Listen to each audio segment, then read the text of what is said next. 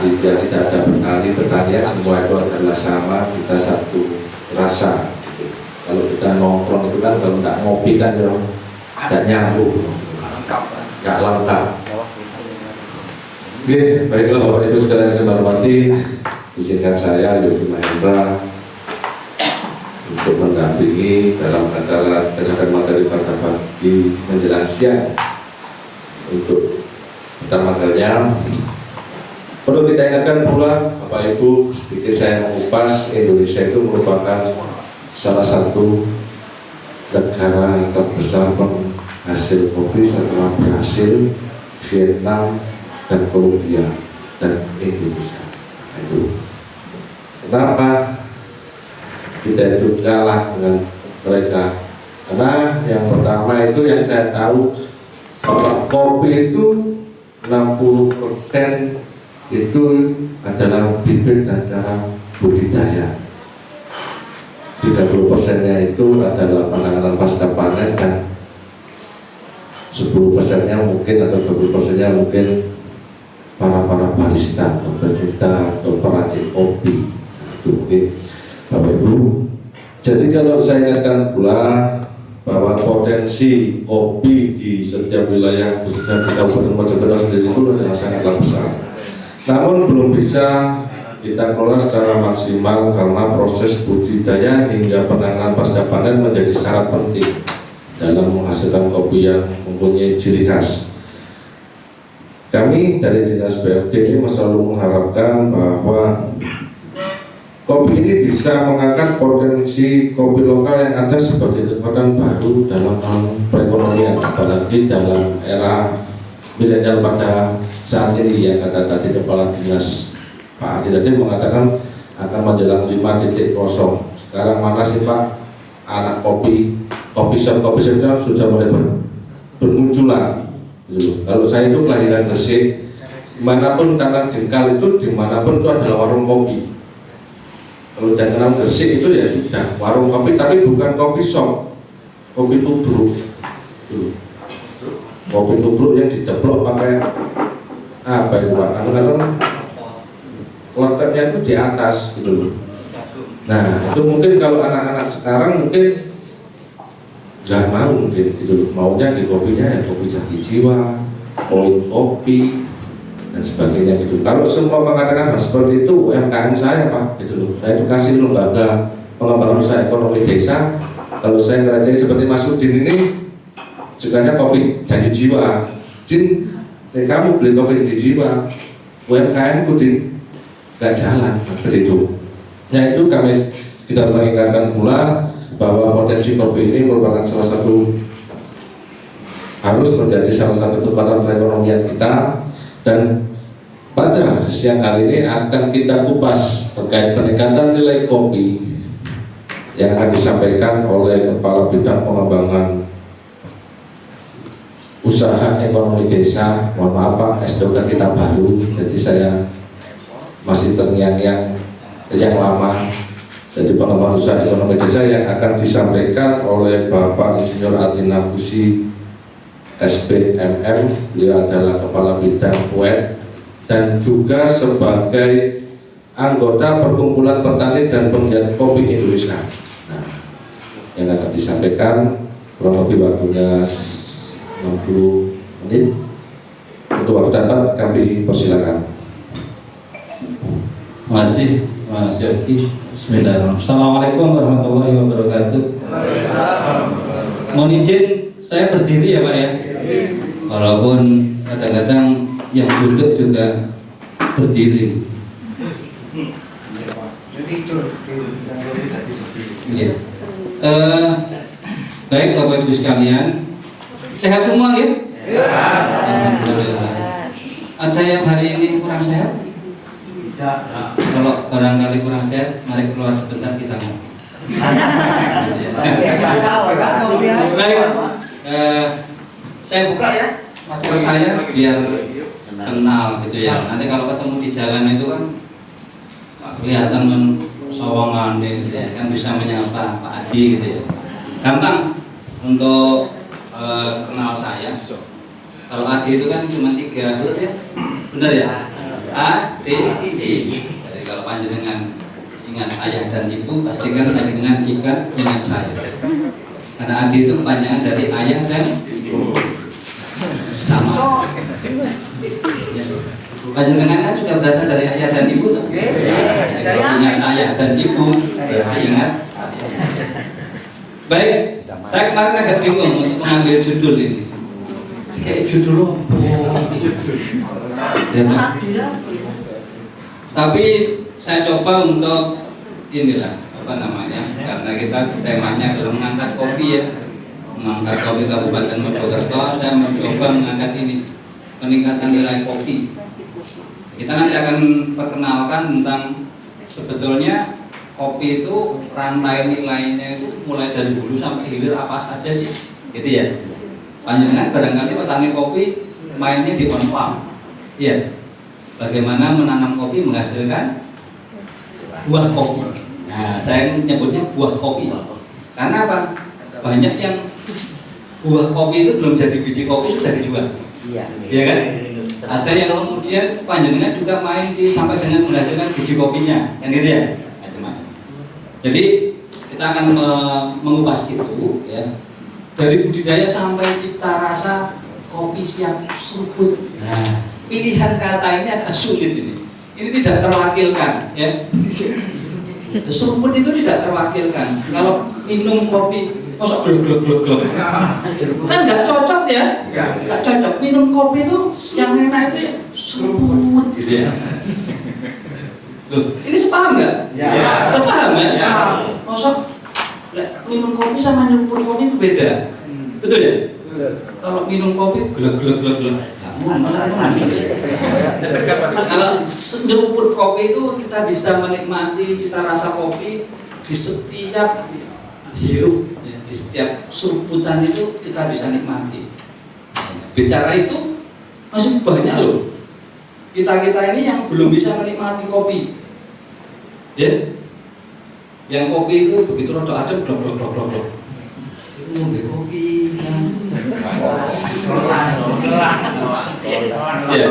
Nah, gitu. Baik, tak kenal maka tak saya. Mohon izin saya memperkenalkan diri dulu ya Bang ya. Atau mungkin sudah ada yang kenal saya? Belum ya? Alhamdulillah, berarti hari ini saya bertemu dengan panjenengan semua. Insya Allah pertemuan ini menyambung silaturahim ya. Dan mudah-mudahan terikat sampai terus ya. Sampai terus saya panjenengan ajari bermain-main kopi, gitu. Saya barangkali punya ilmu sedikit, saya bagikan. Akhirnya dari media komunikasi ini kita sama-sama saling mengisi, menyempurnakan. Ya, kalau niatnya thalabul ilmi, berarti saya punya jariah. Jariah apa? Jariah. Nah, jariahnya itu kalau diniatkan dengan ikhlas, berangkatnya itu niat ibadah, insya Allah kita bersama-sama ke surga. Ya. Baik teman-teman semua, saya nyebutnya teman-teman aja ya Pak. Pengapunten yang senior. Saya ngomong sepuh itu kadang-kadang harus mundur dulu ya. Jadi senior ya. Cuma senior itu dilalai juga ada yang kadang-kadang mendelik. Kenapa? Karena diorientasikan dengan senior itu senang istri orang. Ya mudah-mudahan enggak ya. Jadi yang sudah matang, gitu ya. Bapak yang sudah matang ya. Ini saya Pak. Beda ya? Gandeng itu Pak. Ya, sama kok jujur banget sih. Ini saya 15 tahun yang lalu, gitu ya. Rambutnya masih hitam semua. Waktu itu saya masih malam melintang di dunia persilatan, sehingga saya perlu pasang brengos waktu itu. Sekarang sudah enggak Pak, sudah minggir, sudah enggak malam melintang di dunia persilatan. Ini adalah saya hari ini sebagai teman belajar panjenengan. Saya secara kedinasan ada di tadi disebutkan kepala dinas kepala bidang ya, pemberdayaan usaha ekonomi desa. Di luar kedinasan saya ini, ini kemudian saya terima dulu ya.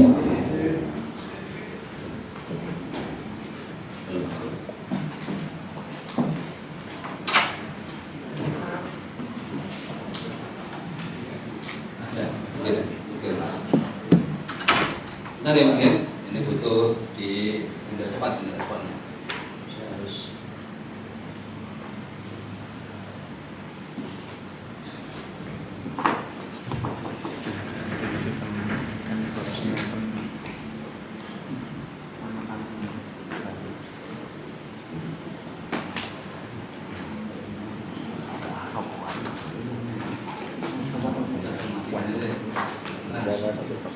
Baik, Bapak Ibu sekalian, repot. Ya kalau sudah ditelepon itu saya coba kalau memang penting saya harus respon ya, karena saya khawatir itu sangat dibutuhkan informasinya. Baik Bapak Ibu sekalian, saya di luar kedinasan sebagai direktur. Kok hebat Pak? Hebat. Saya jadi direktur itu ya mengangkat diri saya sendiri kok. Iya. Kenapa? Karena hari gini ini perlu Pak mengangkat diri ya. Kalau kita kepingin sesuatu diketahui orang, dilihat orang, harus mengangkat diri. Soalnya kok kesuwen, pengen tadi diangkat kok. Ya. Nah Pak Jenengan juga begitu. Punya kopi enak, tapi kemudian diam-diaman aja. Karena mau seru, ya, kopi itu enak gitu ya. Tapi kalau kopi itu kemudian tadi disampaikan, kopi kita enak itu bukan kata kita, bukan kata saya, bukan, tapi dapat pengakuan, kan begitu ya? Pengakuan itu melalui proses yang benar gitu loh ya. Kopi enak dari sokong, dari cacap. Nah begitu Bapak Ibu ya. Ini saya tinggal di sini ya di PSP. Lembaga pelatihan saya ada di Jatirejo. Sampai di Jatirejo ini. Sebenarnya Pak ya? Sudah tahu tempat saya? Gimana Pak? Oh belum. Saya itu ada di Kanigoro Pak. Antara Sumberjati sama Kanigoro. Loh, kok tahu Pak? Loh iya, Kanigoronya ya. Jadi antara Sumberjati sama Kanigoro itu ada tempat gawe dulinan. Sebelum Tangseng itu di Tuangan itu ada pendopo, ada macam-macam. Nah, Padepokan itu punya saya, Pak. Betul. Tahu ya saya. Nah, ini Pak, saya penghuninya, Pak. Ya, yang Bau Reso di sana itu ya, yang Bau Reso sudah tahu, Pak? Di sana. Ada Pak, saya bukan gitu ya. Yang Bau Reso itu, tapi jangan sampai ketemu Pak nanti sama yang Bau Reso. Oh iya, monggo nanti mampir ya, yang Jatirejo. Saya berharap nanti tempat saya di Majapahit Training Center bisa tempat untuk kita berdiskusi, ya, berdiskusi tentang kopi. Kita ngopi, ya. Ngopi itu apa Pak? Sudah paham artinya ngopi? Hari gini itu harus tahu Pak, ngopi itu ngobrol pinter Pak. Ngobrol yang kemudian obrolan itu bermakna, ya toh, bermanfaat, yang kemudian menghasilkan sesuatu yang nah, setelah ini kita mau ngapain itu namanya ngopi Pak ya. Kalau misalnya yang lainnya itu ya bukan ngopi Pak ya. Yang lainnya itu cuma cangkruan ya. Ini saya Pak ya, saya sebagai motivator, kemudian saya juga ya sebagai agen pemberdaya, saya juga ya sebagai pemerhati pendidikan ya. Dan juga ini apa namanya, saya praktisi hipnosis, hipnoterapi. Pernah tahu uya-uya gitu ya? Tidur. Nah, gitu ya. Kalau saya enggak ini bangun gitu ya. Kenapa? Jangan, kenapa? Kalau tidur gak laku, tapi kalau bangun, ayo bangun. Ya kan gitu ya. Karena saya ini dalam di hari ini, di pagi ini sedang membangunkan panjenengan semua dari tidur panjang. Jadi informasi hampir 5 tahun kita tidak ada kegiatan seperti ini, Pak. Betul ya? Nah, saya hadir di sini untuk membangunkan panjenengan. Sudah siap bangun, Pak? Atau sudah bangun? Sudah, ya? Alhamdulillah. Oke. Kalau sudah bangun, nah kita mulai deh, Pak ya. Baik. Ini sedikit tentang saya, ya. Ini. Jadi karena saya tadi MTC, Majapahit Training Center, kopi saya kasih nama ini, Pak, Mitra Tani Kopi. Harapannya menjadi mitra dari para petani untuk memajukan, menggiatkan kopi, meningkatkan kualitas kopi. Ya, nanti bisa bersama-sama ya Pak ya, nanti bersama dengan teman-teman yang lain. Baik Bapak Ibu sekalian, saya kepingin kita roadmap itu kita ini mau kemana itu biar paham ya dengan semua. Ya, jadi saat dulunya tulen itu dikandani, dong, awak dewi kan rekreasi, gundi, gak dikandani loh. Kok lewat kene kok ini sampai ini rekreasi kok tekan jarak barang, kan gitu kan bahaya gitu Pak ya. Maksudnya jarak orang salam Pak, cari durian di sana.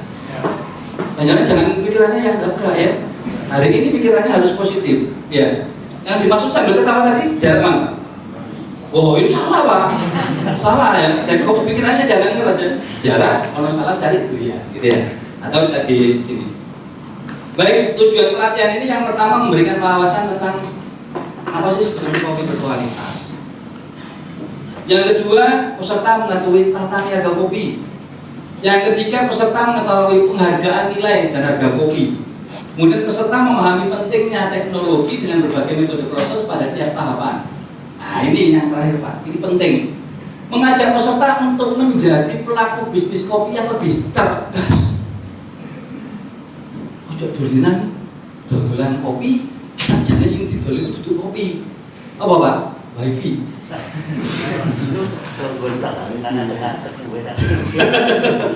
Iya, kan begitu ya. Ini harus cerdas.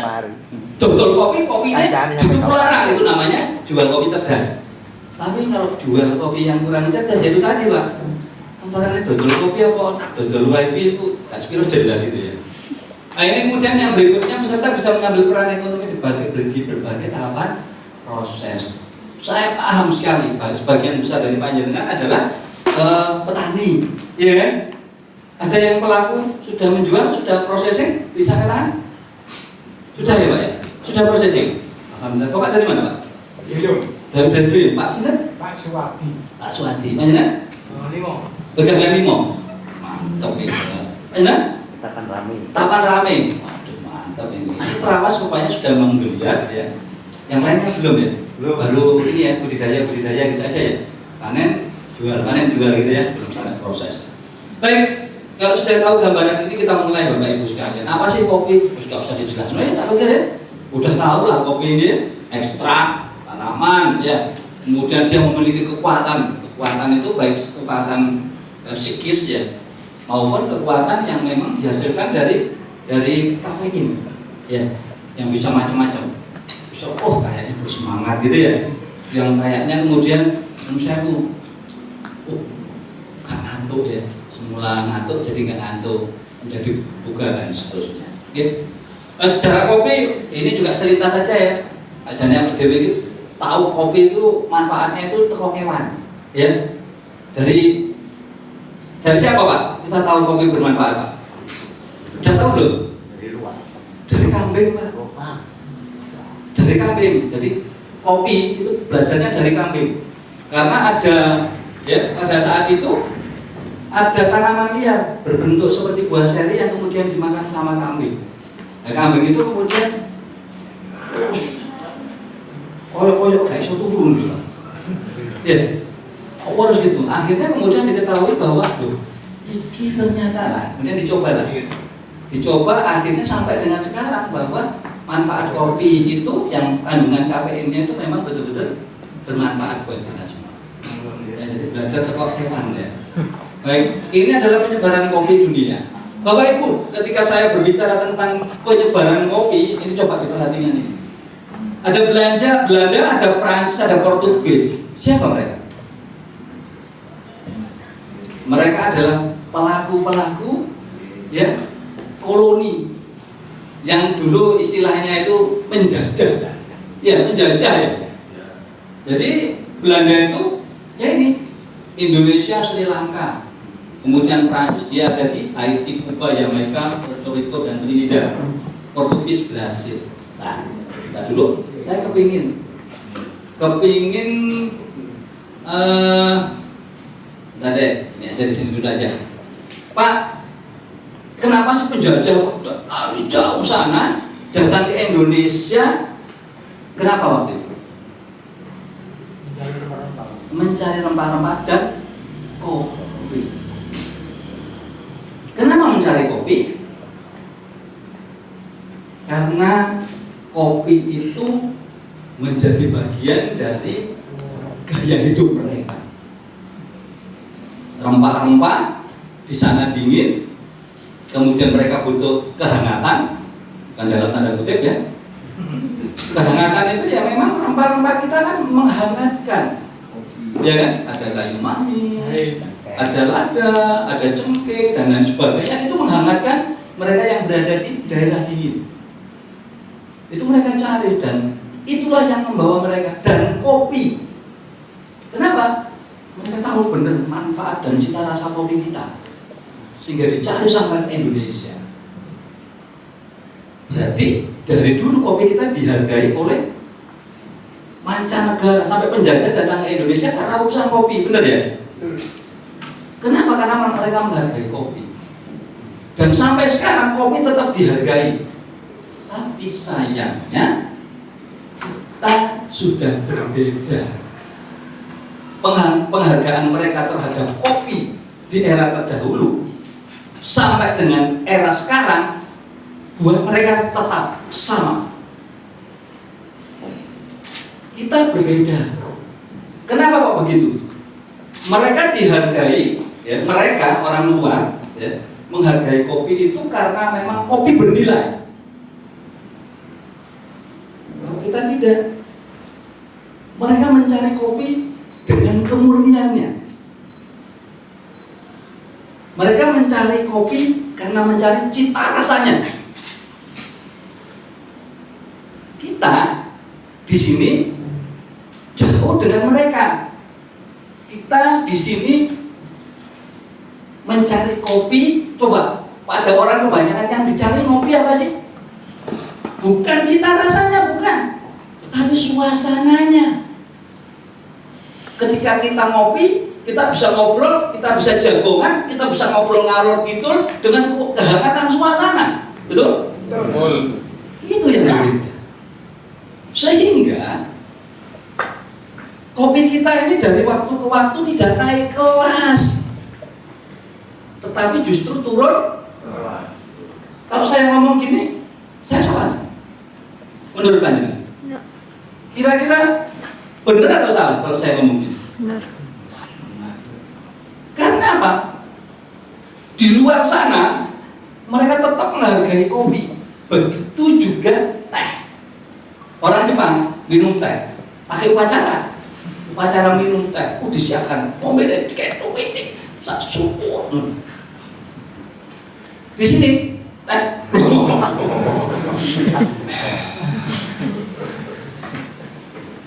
Seperti itu ya? Ya. Kalau seperti itu, kapan kemudian kita akan naik kelas dengan kopi kita? Kalau kita tidak memberikan edukasi kepada masyarakat, kopi itu dihargai bukan karena suasananya yang pertama itu, tetapi karena kita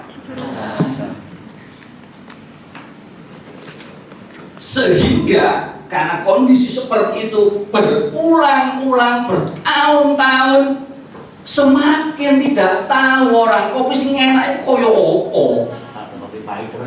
Iya. Kopi asli Pak sing enak. Nang gone miton niku lho. Pojokan berongan. Oh, ngombe Pak kok enak. Asli Pak, barang aku asli Bandung tok. Tapi begitulah pengakuannya. Tapi kemudian ketika kita lakukan seperti itu, meningkatkan nilai kopi tidak? Tidak. Tidak. Kita hanya berkutat, ya, muter-muter di area kopi, dalam tanda kutip wilayah kopi eceran. Kopi orang kebanyakan. Nah, sampai kapan seperti ini kalau kita tidak melakukan edukasi seperti ini? Tertangkap apa yang saya inginkan? Tertangkap ya? Ya. Baik. Nah, ini sama, ini lewat aja ya. Jadi kenapa kok kopi-kopi itu banyak sekali di Arab? Kenapa? Karena orang Arab itu nggak boleh minum anggur. Ya, kalau orang dari ini kan boleh minum anggur, wine itu ya. Anggur itu pasti identik dengan alkohol, kan gitu ya. Nah, ini yang disebut dengan anggur Arab itu ya kopi. Ya. Oke, lanjut deh. Nah, sekarang saya masuk kepada inti kayaknya, ini sudah masuk ke inti peningkatan nilai jual kopi. Kita mulai dari hulu, ya, on farm. Kita bicara tentang budidaya, tentang tanamannya, ya, proses menghasilkan buah kopi yang disebut dengan budidaya kopi. Kita boleh langsung mulai panas gitu. Enak kopi. Manis. Jadi kalau saya ngomongin ini, Pak, ini sekojangan buat panjenengan, gitu ya. Nah, terkait dengan apa sih sebetulnya? Kita akan kenal kopi Arabica, ya. Kopi Arabica itu seperti apa? Kopi Arabica itu cenderung ada masam, ada rigid ya. Nah, kemudian kalau kopi ini robusta, biasanya pahit, pahitnya mutlak, ya. Walaupun kemudian ada aroma yang lain. Nah, ketika berbicara ada aroma yang lain, inilah yang dimaksudkan dengan cita rasa kopi. Cita rasa kopi itu untuk orang yang paham kopi, Pak, itu utuh, dan itu hanya dihasilkan dari buah yang matangnya optimal, buah yang berwarna merah. Berbicara cita rasa, kalau misalnya panjenengan mau mengolah kopi dan kopi ini akan dinikmati oleh orang yang paham kopi, maka tercampur saja yang kuning dan hijau, maka cita rasanya akan rusak. Ini yang perlu digarisbawahi. Nah, tinggal kita mau main di mana, kan begitu? Iya. Kalau mau mainnya yaitu tadi, ya, di kopi yang kopi warungan itu enggak apa-apa. Tapi ini kan saya ingin menyampaikan kepada panjenengan, kepingin nggak kopi kita ini kemudian dinilai dan dihargai bagus oleh orang yang paham kopi, kan begitu ya? Jadi seperti itulah gambarannya, ya. Ini robusta. Jadi ini khasnya ada manis ya biasanya, aromanya, ya. Jadi rasanya pahit tapi ada aromanya manis. Ya. Baik, ini Liberica, ini jarang, ya. Liberica sama Expressa itu jarang. Tapi yang kental di sini, ya, ini dia ada aroma buah biasanya. Ada buah nangka. Jangan tanya lanjutannya nangka apa, Pak? Jangan.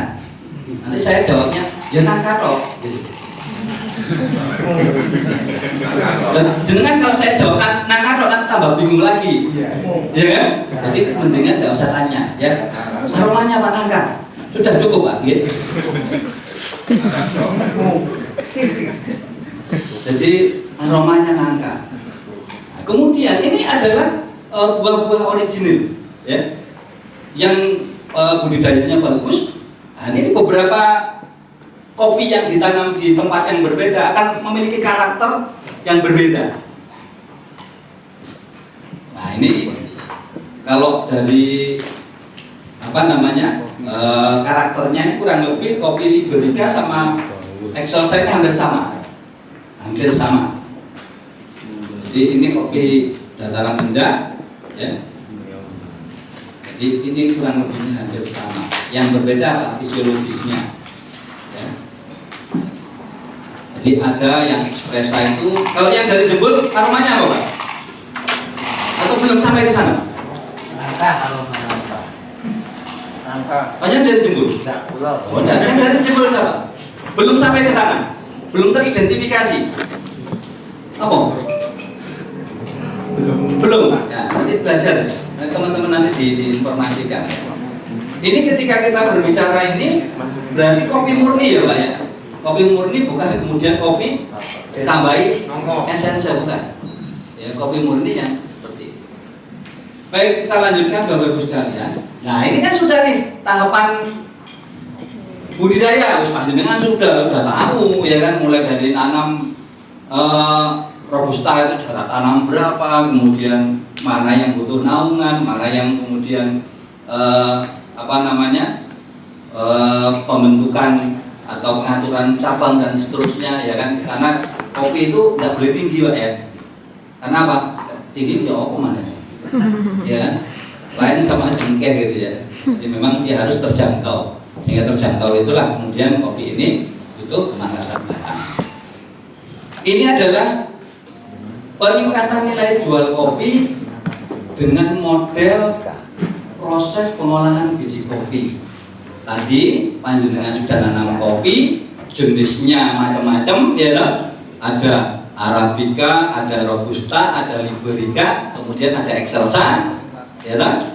Nah, kemudian menghasilkan buah. Nah, buah itu disebut dengan, biasanya kalau orang kopi itu disebut dengan seri.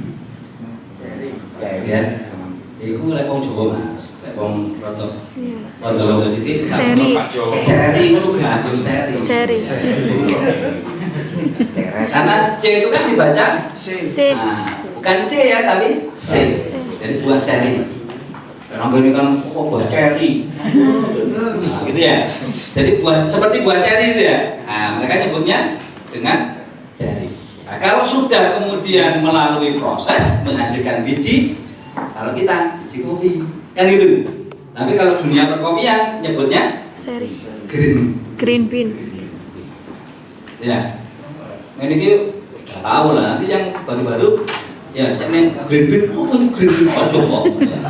Baik, ini bagaimana sih sebetulnya proses pengolahan kopi? Tadi sudah disampaikan ya, bahwa kopinya itu terkait dengan jenisnya, varietasnya, itu ada 4 macam tadi. Dia mengeluarkan karakteristik terkait dengan cita rasanya, ya, itu origin. Nah, kemudian bagaimana ini kita tingkatkan nilainya itu melalui prosesnya. Tadi kan sudah tuh di budidaya. Kita bisa tingkatkan nilainya melalui proses, ya, proses pengolahan biji kopinya. Kali ini Bapak Ibu sekalian kami hormati, itulah sesi pertama yang dapat kami sampaikan. Setelah ini jam 12 dasarnya kita makan siang, sholat, kita istirahat, dan perlu kita ingatkan jam 13 kurang seperempat atau paling lambat jam 13. Semakin cepat balik ke ruangan, semakin kita cepat pulang. Oke. Jadi nanti kami harapkan makan siang, sholat secukupnya, istirahat, monggo segera balik ke ruangan. Kita lanjutkan nanti bersama Dimensi Kopi beserta kru. Terus besok terkait ada PIRT dan digital marketing. Nah, kami mengharapkan jangan hanya putus pada hari ini, Pak. Besok nanti bisa lembut. Kalau kita punya anggaran panjang dengan